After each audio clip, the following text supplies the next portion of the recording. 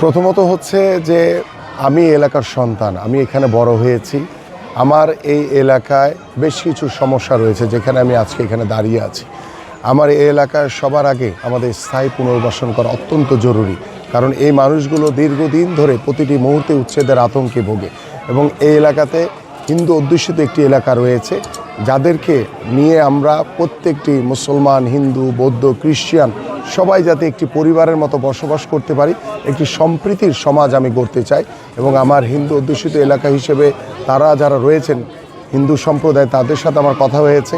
আমরা সকলেই মিলে একটি সম্প্রীতি, একটি অসাম্প্রদায়িক সমাজ আমরা গড়তে চাই। পাশাপাশি আমার এই এলাকায় রাস্তাঘাটের কিছু সমস্যা রয়েছে, সেই সমস্যাগুলো আমি যদি নির্বাচিত হতে পারি তাহলে দ্রুত এই সমস্যাগুলো সমাধান করব ইনশাআল্লাহ।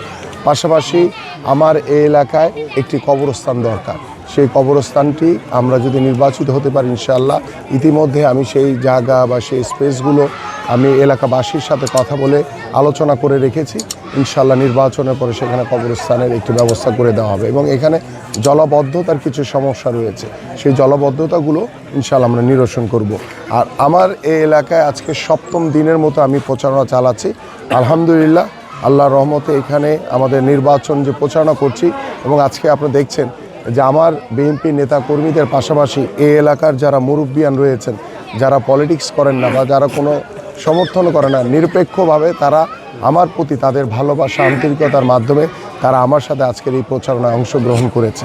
এবং আমি শুধু দু একটি কথা বলতে চাই, যে বিষয়টি হচ্ছে যে আমাদের যে জামাতের যিনি প্রার্থী রয়েছেন এবং তার যারা নেতৃবৃন্দ রয়েছে, তারা বাসায় বাসায় গিয়ে এনআইডি কার্ড নাম্বার নিচ্ছে, এবং এনআইডি কার্ড নাম্বার নিয়ে তারা ভোটে কারচুপি করার একটি পরিকল্পনা করছে। পাশাপাশি তারা ঘরে ঘরে গিয়ে বিকাশ নাম্বার নিচ্ছে, যারা অসহায় মানুষ রয়েছে তাদেরকে ভুল বুঝিয়ে বিকাশ নাম্বার নিয়ে তাদেরকে ওভার দ্য টেলিফোনে বলছে যে আমি আপনাকে 6,000 টাকা দিব, আপনারা আমাদের মার্কাতে ভোট দিবেন।